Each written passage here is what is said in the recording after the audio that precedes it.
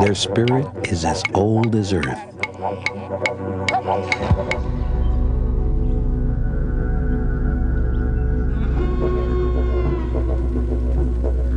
For millions of years before them, this continent lay empty, eroding under the blistering sun, the relentless wind. The Aboriginal people of Australia have lived here for tens of thousands of years, surviving the austere emptiness by banding together into hundreds of tribes, each with its own language, traditions, and celebrations. They formed a bond with the land that sustains them to this day.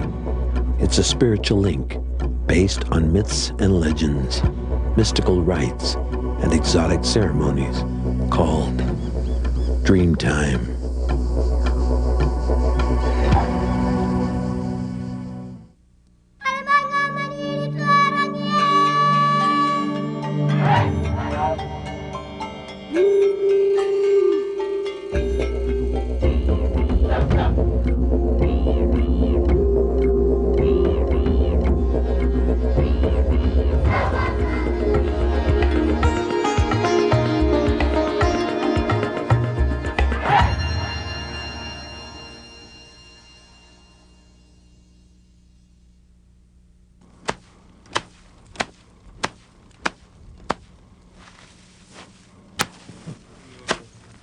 We don't own the land owns us. No one knows when the Aborigines migrated to this continent or from where they came. But to this day, they remain hunters and gatherers, proud custodians of the oldest surviving culture on Earth.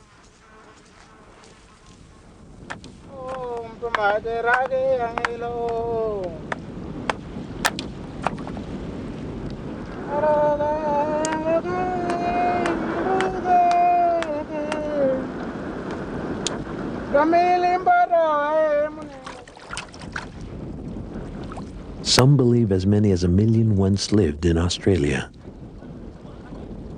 Today, roughly a quarter remain, scattered across more than 4.5 million square miles.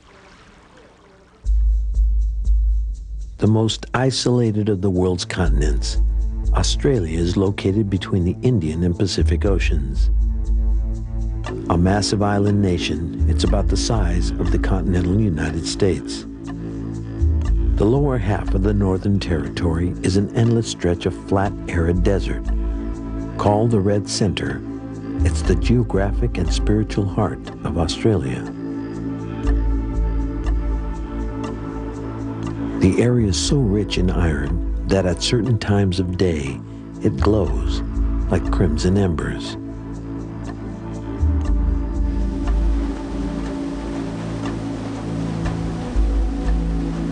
In stark contrast, the north coastal region of the Northern Territory is tropical and filled with dense rainforests and alluring beaches.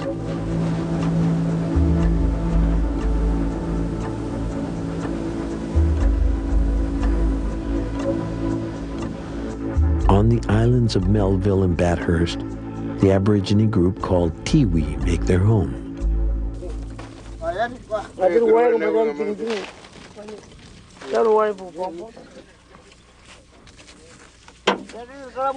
For thousands of years, the Tiwi lived a free and relatively easy life, thriving on the rich bounty provided by the land and the sea.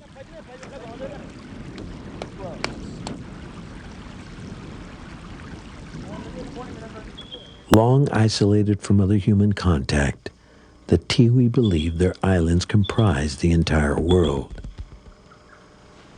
When they saw smoke coming from the mainland less than 25 miles away, they thought it was fire emanating from the spirit realm, the mystical place to which their souls journey after death.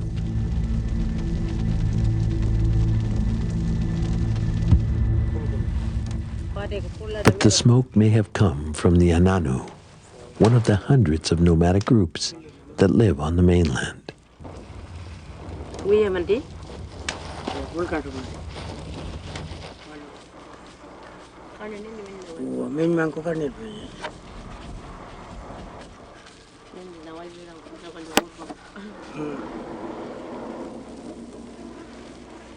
The Ananu and Tiwi appear to be as different as the landscapes in which they live. Yet they're spiritually bound by the legends of DreamTime, the time all Aborigines know as the Age of Creation. In the beginning, they believe, the world was lifeless, the land flat, and without features. Then from under the earth emerged the spirit ancestors, part human, part mythical beings.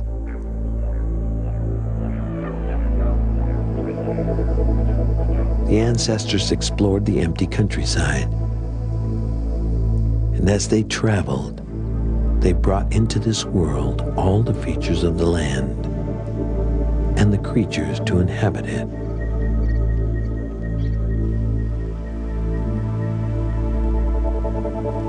When creation was complete, some of the spirit ancestors vanished back into the earth. They left behind images of their physical form in the shape of unusual rocks, or outlines etched within the surface.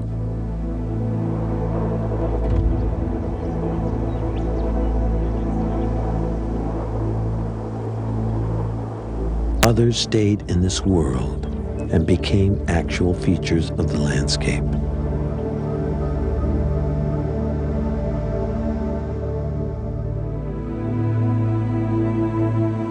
Aborigines believe they're direct descendants of the spirit ancestors, and that all inanimate objects and all living things are inhabited by their ancestors' spirits. Rocks, trees, insects, even the waterhole is a part of their own spiritual heritage. This is the essence of DreamTime.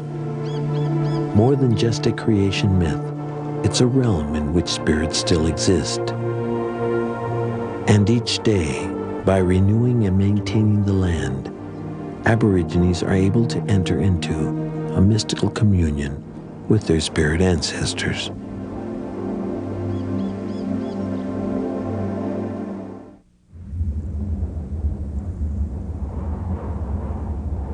This is not a rock. It is my grandfather. This place where the dreaming comes up, right up from inside the ground. To the Aborigines of Australia, everything they see about them is a reminder of DreamTime, the time when their spirit ancestors created all that is within the world today. And from the seemingly endless desert called the Outback, erupts one of the great wonders of the natural world. This smooth sandstone mountain is among the most sacred Aboriginal sites. In the 19th century, a British surveyor named it Ayers Rock, but to the Aborigines, it's always been known as Uluru, the Great Pebble.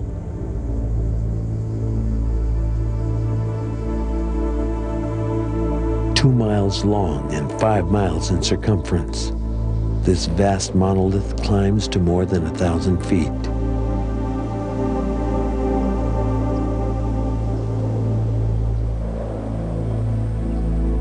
It's so huge it affects the surrounding temperature and air currents, creating its own weather.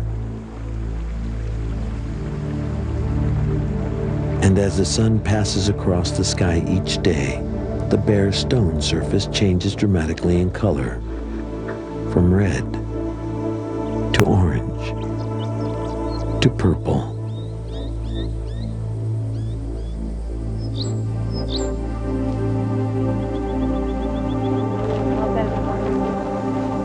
The Ananu who live here trace their heritage or dreaming to the spirit ancestors who created Uluru.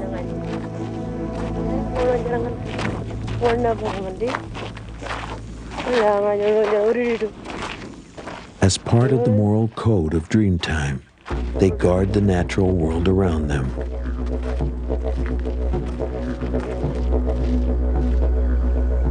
By adhering to the Dreamtime laws, they believe the spirit ancestors will provide the sacred knowledge they need for survival. Very good. Dreamtime teaches Aborigines how to carve a tool to throw a spear further when hunting prey.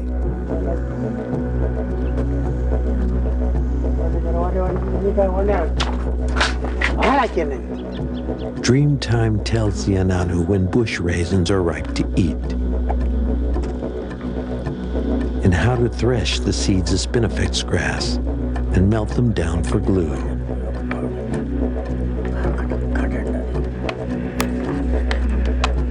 Like all male members of the Ananu, Billy Wara reenacts the ancestral stories of Dreamtime as part of his spirit life.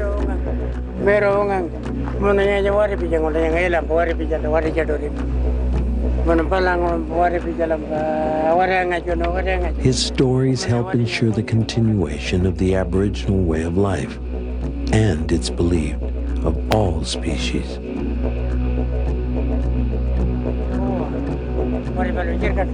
Billy tells of a mythic battle between the Kuniya, a group of non-venomous carpet snakes, and the Liru, a party of poisonous snake warriors. As he weaves his tale, Billy gestures toward the snake-like features found on Uluru. The markings are symbolic of the spirit ancestors. They exist everywhere around him. Deep ridges on the side of the rock are tracks made by the snakes. Potholes in the face of the cliff were left by a shower of spears thrown by the warriors.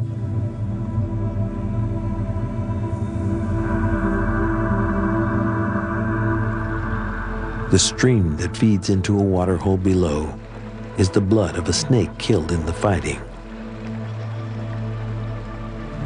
The battle is just one story of the conflict between good and evil, but to the Ananu, it's more than just a simple morality play.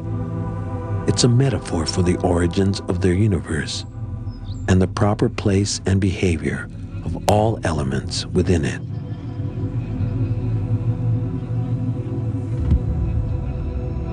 Roughly 25 miles from Uluru is Karajuta, which means many heads. It's such a sacred dreaming site, the Ananu refuse to even speak of it to outsiders. The Dreamtime myths that inhabit this eerie collection of steep domes, caves, and gorges are a powerful force. And to reveal them would be a sacrilege, an evil deed that was once punishable by death. And so the ritual knowledge remains a mystery to all but the Ananu, caretakers of the spirit of this desolate land.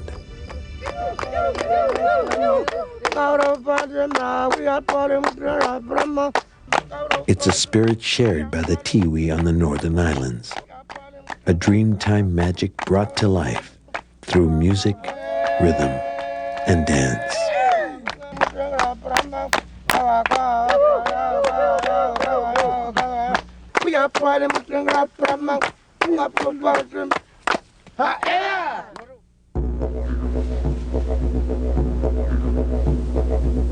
Only a narrow stretch of ocean separates Bathurst and Melville from mainland Australia. Yet the Aboriginal people of these islands, the Tiwi, lived for thousands of years completely isolated from all other humans.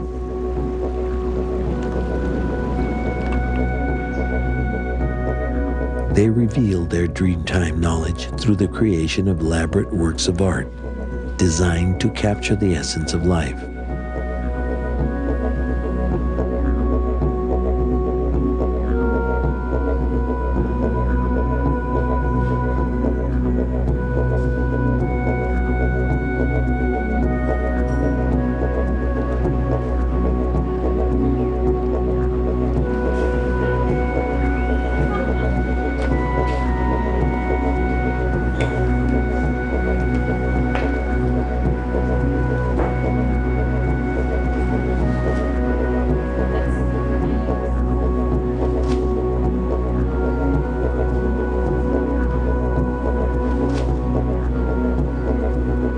It's their haunting songs and dances that dramatically express their spiritual bond with the land. In preparation for ritual dance, the Tiwi mix together clay and water.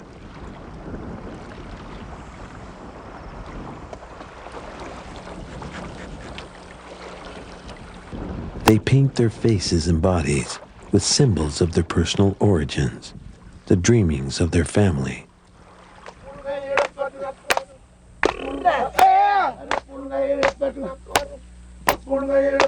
The Tiwi live by traditional values. Their ceremonies recount mythic tales of winds and tides, hunting with ancient weapons, the deadly stalking of a shark.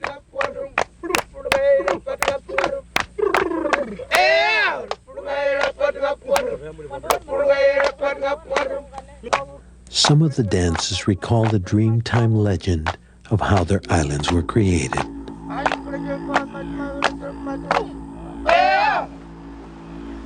These were once desolate places shrouded in darkness.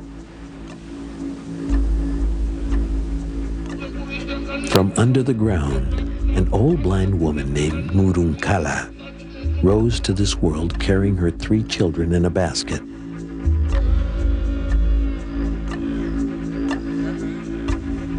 As she crawled across the featureless landscape, seawater filled the imprints made by her body and formed the channel between the islands.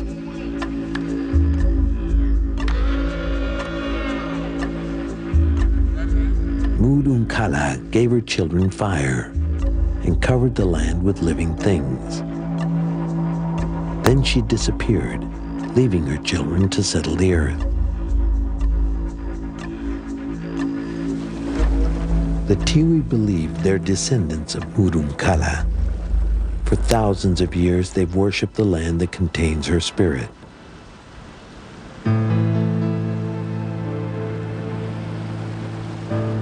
But at the dawn of the 20th century, strange new visitors arrived. Bringing with them a very different creation story. Jesuit missionaries were anxious to convert the Tiwi to Catholicism.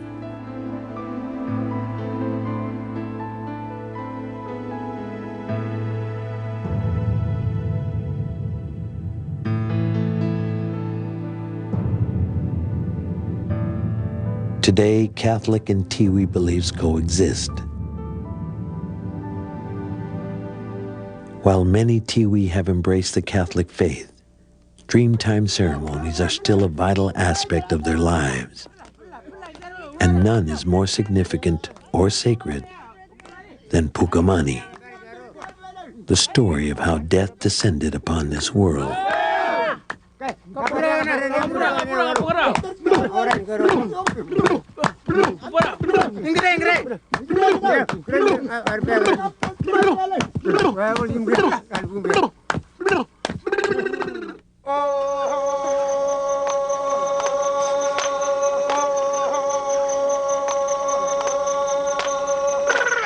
In Australia, the land is at the heart of all things.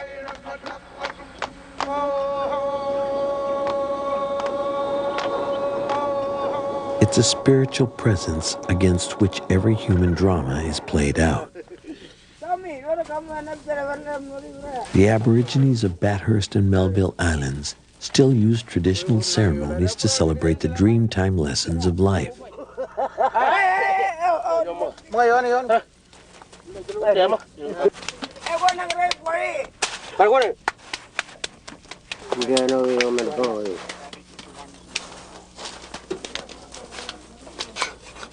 No white.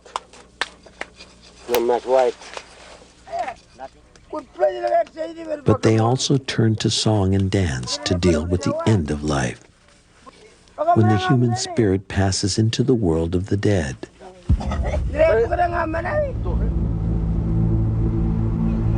When a Tiwi dies, the body is wrapped in tree bark and buried. Around the gravesite, special burial poles called pukamani, are used to help remember the deceased. They protect the spirit of the dead, as well as the spirits of those left behind.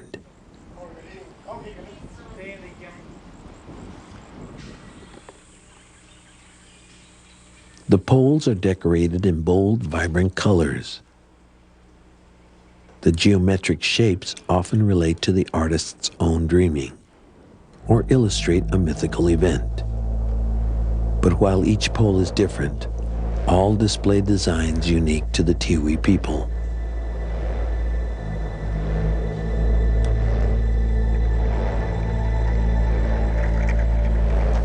It can take months to prepare the pukamani poles. And during that time, relatives mourn the deceased.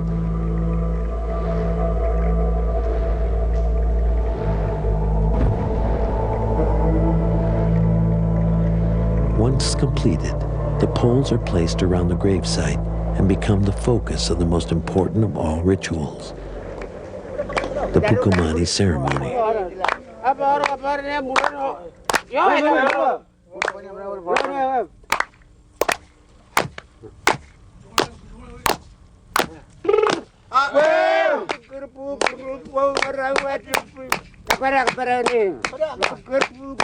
For several days, mourners sing and dance. They appeal to the spirit ancestors to protect and guide their relative through the world of the dead.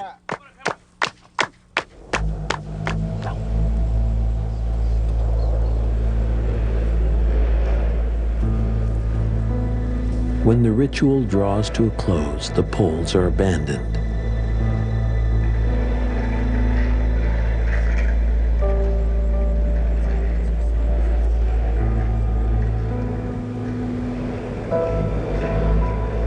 Like the body of the deceased, they're left to decay, to disappear back into the land from which they came.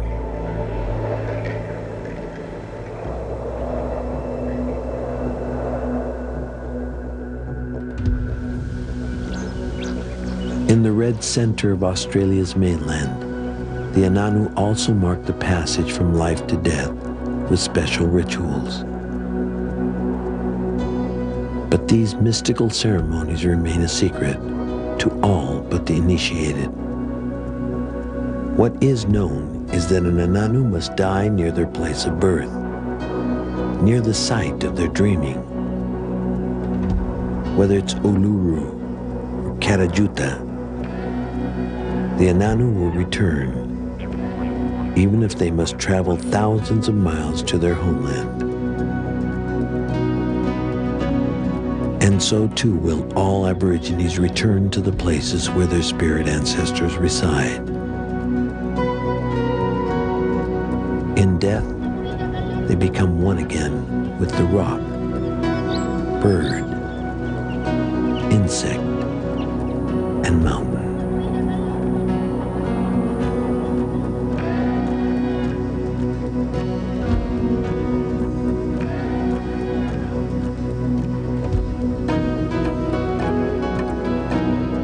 They come to a mystical time outside of time, where all things are united in a perfect harmony. Dream time.